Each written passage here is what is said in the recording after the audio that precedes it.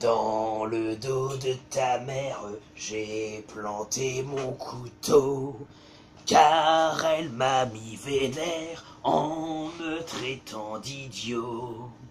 Je peux dire que en enfer, elle regrette ses mots, depuis que je l'ai mise à brûler dans mes fourneaux. Bonjour à tous, chers amis de l'angoisse. Et nous nous retrouvons pour une petite vidéo achat. Mais avant une petite nouvelle, allez voir la chaîne de Jordan Avant, comme je l'ai dit précédemment, qui maintenant va peut-être être renommé Le Chasseur de Films.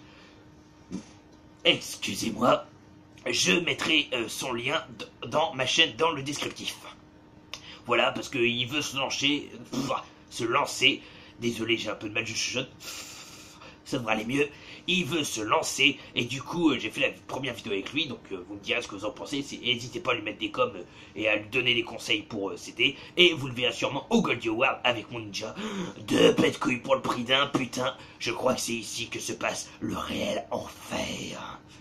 Enfin voilà, donc nous n'allons pas nous attarder trop, déjà parce que Raph Blu-ray, on va peut-être te perdre au bout de 5 minutes, mon ami Raph. Coucou à toi, coucou à Guitou, à Mika, Face Cachée du Cinéma, Tanguy le Barbu, Raven of Even, coucou à Kumiko-chan, ma Vivi Potter que j'adore, Pat Boudakai, mon poteau, Raph Blu-ray, Steelbook Paradise, Steelbook France, enfin, tout le monde, hein, Blu-ray Movie, Exode, tous, Arcane 96, Tony Montana, enfin vous savez, j'en ai trop, je peux pas me souvenir de tout. Pimous Optimus, quand nous reviens-tu, et en bonne santé j'espère. Donc, premier achat que j'ai fait, c'est l'intégrale des Police Academy, donc que je ne connaissais pas, oui, honte à moi. Donc, que j'ai eu pour 7,90 € les 7. Voilà, vous voyez les 7, donc très, très joli vu de côté déjà, avec tous les personnages de l'avant. Donc, pour vous citer vite fait, donc vous avez les personnages principaux, donc Mahoney, que vous allez revoir pendant tous les épisodes, dans les 4 premiers, je crois. Donc, c'est le flic, le beau gosse, grand dragueur. Vous avez Jones, donc celui qui imite tous les bruits, le noir, que vous verrez dans les 6 épisodes.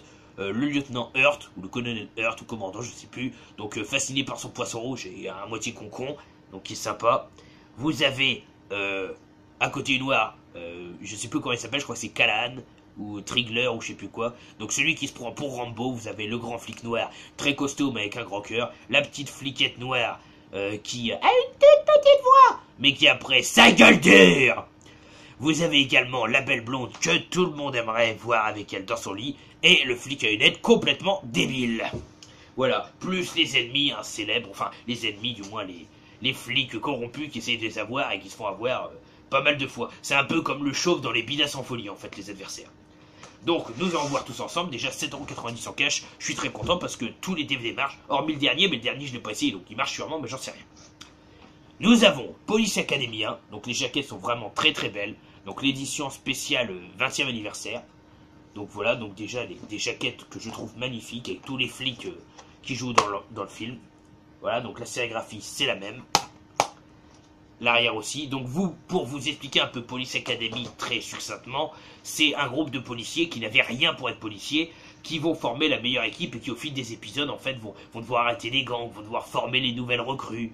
Vont devoir arrêter, ça part tous un peu du même principe, mais tout ça dans un gros délire. Ils font des gags aux méchants qui sont super drôles. Du coup, par exemple, ils attendent que le complice du flic, je crois que c'est dans le 5 ou le 6, aille dans des toilettes publiques, vous savez, sur les chantiers. Il demande à la grue de transporter les toilettes et de virer le haut, et en fait on s'aperçoit qu'ils l'ont mis en plein milieu du terrain de foot, du coup il a pas l'air bête. Donc excellent, et puis c'est que des comédies comme ça. Ensuite nous avons Police Academy 2 au boulot. Donc ça c'est la jaquette que vous avez vue sur le coffret.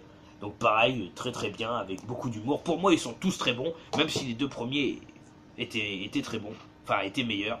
Le troisième, Instructeur de choc. Donc dans celui-là on va retrouver 2 nouveaux personnages. Donc qui sont ce petit homme à lunettes là, c'est pas le même, qui est complètement faiblard et complètement rigolo. Et celui-là qui en fait va être un nouvel élève, qui en fait est un cancre, qui a beaucoup de mal à parler. Et les deux vont être un nouveau duo d'acolytes sympathiques. Voilà.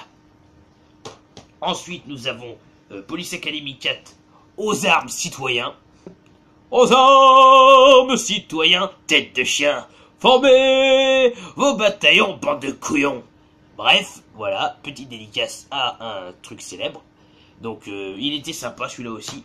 Un que j'ai moins aimé que les autres, c'est Police Academy 5, débarquement à Miami Beach. Donc la couverture n'est pas pareille, elle est plus forte en couleur. Et nous pouvons voir depuis, d'ailleurs, le 4 juste avant, un nouveau personnage qui n'apparaîtra que dans 2, qui est celui-là.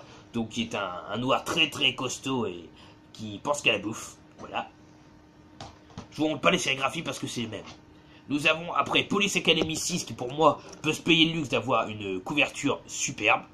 Donc les SOS vide en état de choc. Donc voilà, avec l'ombre du méchant derrière, l'explosion et puis tous les flics devant. Moi je trouvais celle-là super classe. Et malheureusement le 7ème, et je comprends pourquoi ils ont arrêté, parce que c'est plus l'équipe d'origine. C'est Police Academy Mission Moscou. Donc officiellement le 7. Donc on voit que la couverture est beaucoup plus épurée que les autres. Enfin je trouve. Même si elle est très très jolie.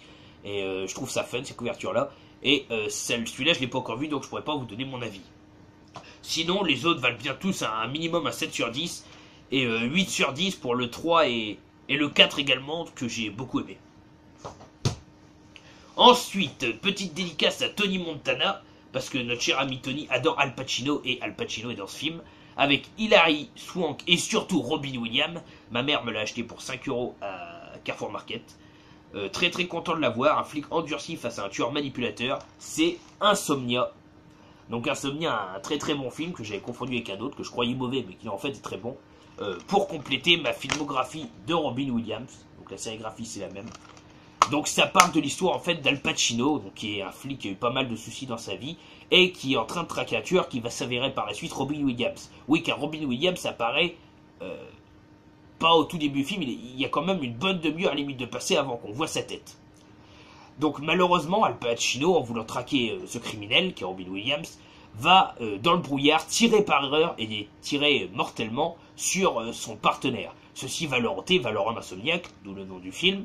Il va avoir beaucoup de visions et va au final être contacté par Robin Williams qui est le tueur. Celui-ci va lui faire un marché comme quoi lui il a tué une fille accidentellement, entre guillemets, et Al Pacino a fait pareil avec son collègue. Du coup les deux vont essayer de s'entendre, du moins Robin Williams va manipuler Al Pacino en lui faisant du chantage. Malheureusement le twist final est super magnifique et on voit que ce film a une âme et qu'à la fin c'est les gentils qui gagnent quoi. Voilà, donc très très sympa, très film. Je vais pas vous spoiler la fin parce qu'il est super à voir. Je vous le conseille, très très bon film avec Al Pacino, Robin Williams et Hilary Swank. Insomnia. Ensuite, nous avons donc un vieux film de mon enfance, un vieux film assez comique, que mon père me montrait souvent. Alors, je suis content parce que il y en a eu plein des films, c'est les Trois Mousquetaires. J'avais peur que ce soit pas celui-là. Et coup de chance, c'était celui-là. Avec Athos, Porthos, Aramis et D'Artagnan et le cardinal de Richelieu. Donc nous avons Charlie Sheen, Kiefer Sutherland, Chris O'Donnell, Oliver Platt, Tim Curry et Rebecca De Mornay. Donc très très bons acteurs. Donc déjà Charlie Sheen je connais énormément. J'ai plus le nom de cet acteur là dans les noms en haut. Mais il jouait également dans un film catastrophe. Et dans beaucoup de films d'ailleurs, beaucoup de séries. Et le cardinal de Richelieu qui est l'acteur qui joue ça si je ne dis pas de bêtises. Donc en fait c'est l'histoire de D'Artagnan qui veut devenir mousquetaire. Hein. Jusque là on ne change pas de l'histoire initiale. Qui va tomber sur Athos, Porthos et Aramis de façon assez comique, et les quatre vont s'allier pour sauver le roi du cardinal de Richelieu qui veut prendre les pleins pouvoirs. Donc les acteurs sont très bons, la comédie est là, les combats épais sont fort sympathiques pour ce film je trouve, et on passe un agréable moment, c'est un film de Trois Mousquetaires que je vous conseille. À savoir par contre que c'est un film qui a un petit logo déconseillé au moins de 16 ans, parce qu'il est quand même assez, pas hard mais il y a assez de morts, il y a quand même des scènes assez dures, et de mémoire, pourtant je crois qu'à l'origine ça devait être un Walt Disney ce film là, si je dis pas de bêtises, hein. Ce qui est d'ailleurs plutôt assez comique. Voilà, les Trois Mousquetaires. Ensuite, un doublé, j'avais le premier, et j'ai trouvé en magasin, Souviens-toi l'été dernier 2, et Souviens-toi l'été dernier 3. Donc je suis content, je vais en faire la trilogie, j'aime bien quand je finis des sagas que j'en ai plus à trouver, que je les ai tous, c'est toujours sympa. Donc, Souviens-toi l'été dernier 2. Donc, qui est très très sympa. Certains secrets ne meurent jamais. Donc, ce film-là, je lui mettrai un 8 sur 10 parce que c'est une bonne continuité du premier, en fait. C'est vraiment une continuité. C'est une des héroïnes du premier, si je dis pas de bêtises, qui est encore hantée par la mort. Par la mort de notre pauvre... du pauvre innocent...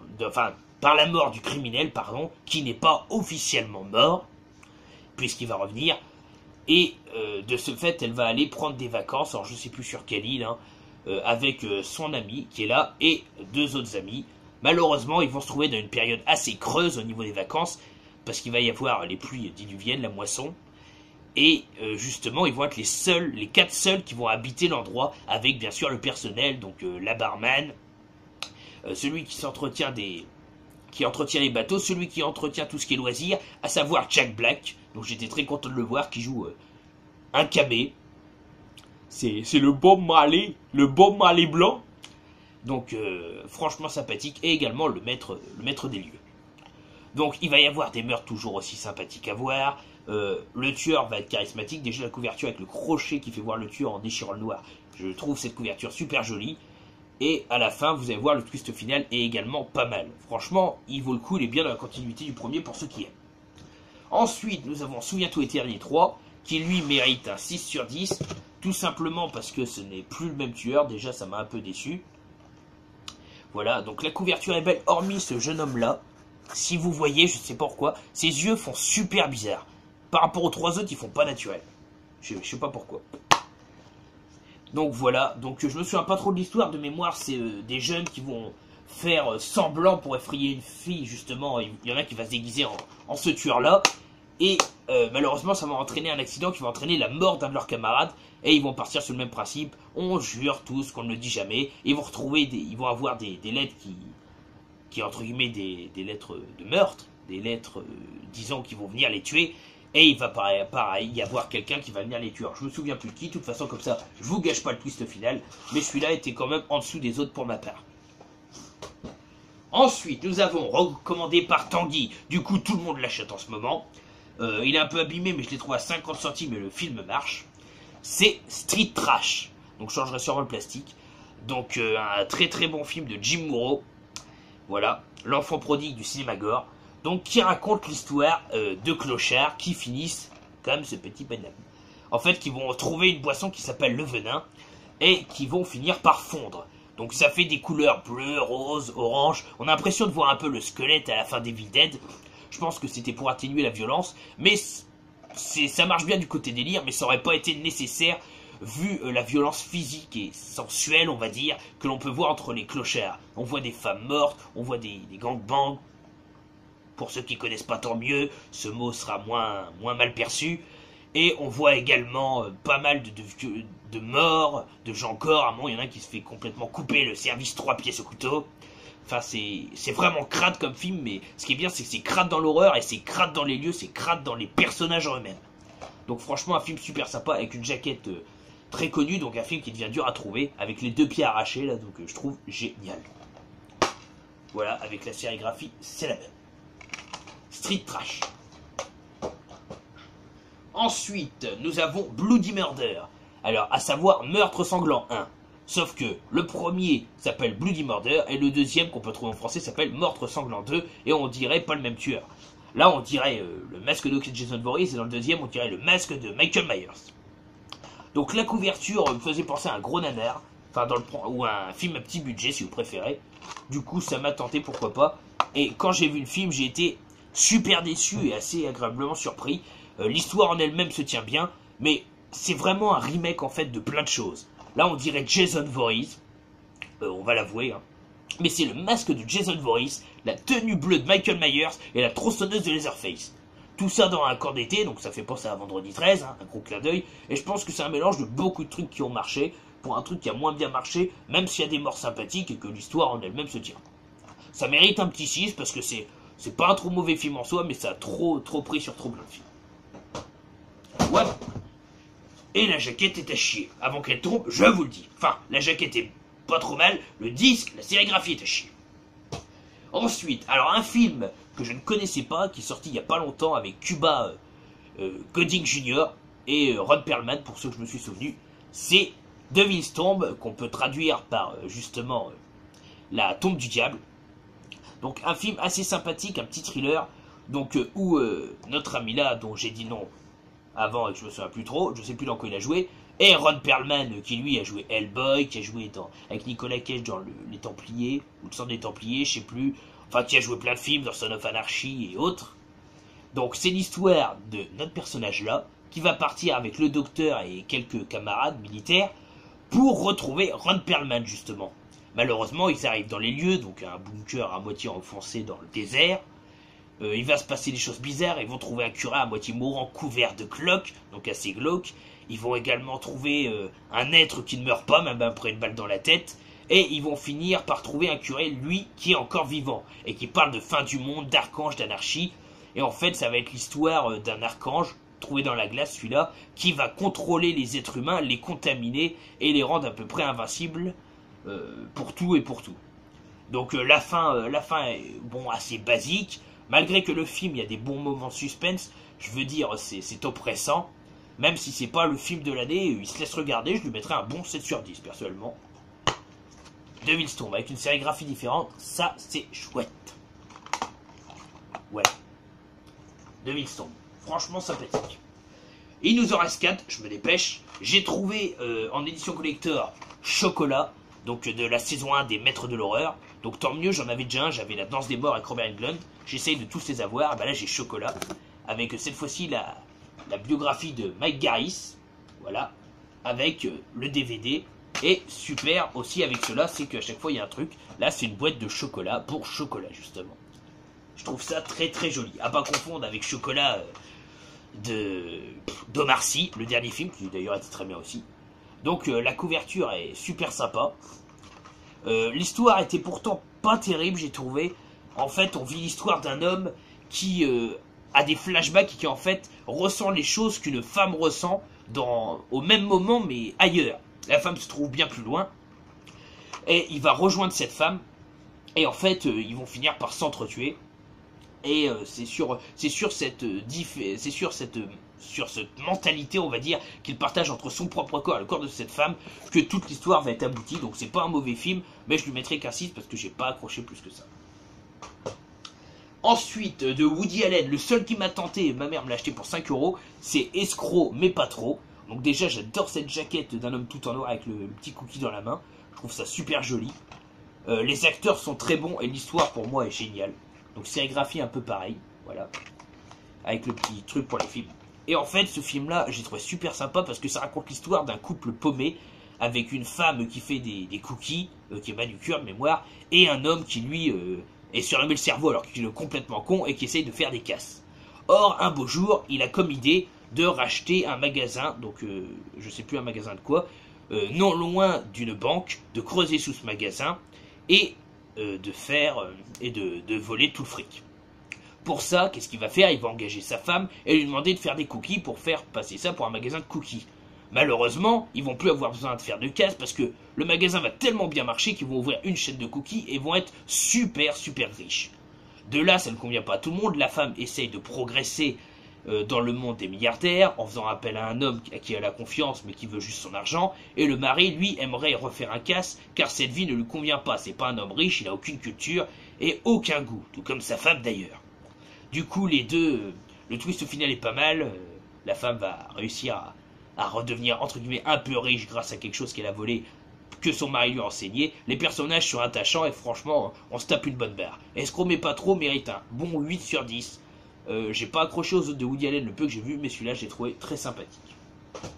Et les deux derniers, nous avons une très belle couverture, mais le film est à chier. La lutte pour la survie a commencé, c'est 2012 Ice Age, qu'on pourrait trop traduire par 2012 l'âge de glace, non pas avec Sidemani, pas le dessin animé, et qui lui est assez décevant, tout simplement parce que la couverture franchement donne trop envie, était magnifique. La sérigraphie était la même, mais les effets spéciaux sont vraiment très mauvais. On suit en fait l'histoire d'une famille qui va vouloir sauver sa fille parce qu'en fait les glaciers se rapprochent, c'est dans le nord de l'Amérique ou du Canada, enfin je crois que c'est dans le nord de l'Amérique. Après l'Amérique c'est grand, hein, ça dépend l'Amérique le continent ou l'Amérique les États-Unis. Et donc vont essayer de rejoindre leur fille, mais malheureusement il va y avoir plein de problèmes car le glacier va entraîner des pluies de glace, des pluies de froid. Ils vont avoir du mal à s'en sortir, ils vont devoir lutter contre la fraîcheur, contre plein d'autres choses, contre un homme qui veut voler leur bagnole pour s'en sortir, et finalement ils vont rejoindre leur fille. Mais les effets spéciaux sont moches, mais moches. Même Ginger Deadman était mieux fait en effets spéciaux. Je vous jure, c'est des effets 3D immondes. Ce film mérite un 3 sur 10 parce que je suis généreux, mais franchement, j'ai pas du tout aimé. J'avais acheté ce film, parce que j'aime pas les films catastrophes, j'arrive pas à adhérer, et je me suis dit, bon, j'ai eu 2 films de météorites, ça m'a pas plu, je vais en prendre un autre, ça va le faire. Maintenant, ça le fait toujours pas, les films catastrophes ne me réussissent pas. Et dernier film pour compléter, à 5 € acheté par ma mère aussi, compléter ma filmographie Robin Williams, qui avance petit à petit, j'espère trouver l'homme bicentenaire d'ailleurs, et beaucoup d'autres, c'est Permis de mariage. Donc encore faut-il passer le code de Révérend Patrick. Donc une très très bonne comédie où 2 amoureux vont devoir passer par notre révérend Robin Williams qui va leur faire des épreuves horribles genre « Vous avez 3 semaines sans sexe !» Donc la fille, elle s'en fout, mais le mec, ça lui plaît pas. Et on va voir que leur amour jusqu'au bout est à toute épreuve, car même quand on croyait que c'était fini, l'homme va réussir à prouver sa flamme. Et en fait, on voit que Robin Williams, c'est pas si chiant que ça, et fort sympathique, et que lui et son petit acolyte, le gamin complètement chieur, malgré qu'ils foutent la merde dans le couple, vont finalement réussir à les marier. Très attendrissant, moi j'ai trouvé ça super comique, un bon 7 sur 10 pour ce film de Robin Williams. Et pour finir, puisque ça faisait longtemps, je vous écris une chanson. Où est-ce que je l'ai mis, ma chanson? Eh ben j'ai écrit une chanson tellement bonne que je sais plus où je l'ai rangée. Ah, attendez, elle est là. Voilà. Et j'ai essayé de faire une chanson originale juste pour vous, car mon but, c'était avec tous les films que vous avez vus, que je vous ai présenté, un bon paquet, j'ai essayé d'écrire une chanson avec tous les titres, sans exception, dans la chanson, sur un air de barman de soprano. Désolé pour ma voix, hein, j'ai du mal à chanter celle-là. Je croise ma copine qui tremble un café, je viens l'aborder, pourquoi es-tu paniqué? Elle me dit je suis là, je souffre d'insomnie, souviens-toi l'été dernier qu'on a passé chérie. Il y avait des clodos Je recommence. Il y avait des clodos, cannibales et coriaces, qui tuaient leurs victimes à violents coups de hache. J'ai vu des meurtres sanglants, j'ai vu des meurtres de masse. Autant te dire que dans la street c'était trash. Je lui ai dit t'inquiète pas, t'auras plus de soucis. Je vais m'inscrire à la Police Academy. Je vais manier la matraque, le revolver. Bien mieux que la rapière de nos 3 chers mousquetaires. Putain de journée, souvenir dérangé. Arrivé au commissariat de ma cité, je fais la remarque, putain qu'est-ce qu'il a gelé. Mais j'ai connu pire, je ne dois pas perdre la face, sachant qu'en 2012 c'était l'âge de glace. Un policier me voit et me dit que tu t'es trompé. Pour postuler ici, faut pas avoir de casier. Je croyais être chocolat, mais je lui ai dit poteau. J'ai raté tous mes casses, je suis un escroc mais pas trop. Il l'a pas aimé, il m'a couvert d'injures. Avec ses grosses mains, il m'a plaqué sur le mur. Il m'a dit t'es mal car je peux être détestable. Petit tu viens de tomber dans la tombe du diable. Putain de journée. Sale flic surpayé. Putain de journée. Sale flic surpayé. Quand je rentre, ma femme m'incendie de tous les noms, tous les noms, tous les noms, tous les noms. Elle me dit, je suis en couple avec un pourri. Putain de journée, c'est vraiment dommage, j'avais enfin eu le permis de mariage. Journée, souvenir dérangé, putain de journée, sale flic surpayé, et pour finir cette chanson, je vous dis adieu, à la prochaine sur la chaîne des associés du diable. Nous sommes les meilleurs, nous nous trouvons pas trop mal, même si on fait quelques fautes un peu banales. L'orthographe, la conjugaison, ce n'est pas encore ça. Pour les Goldie Awards, la prochaine vidéo ce sera 4 autres personnes, on verra qui a gagné. Pour le premier, bonne angoisse et bonne journée. Tchuss, crevez tous.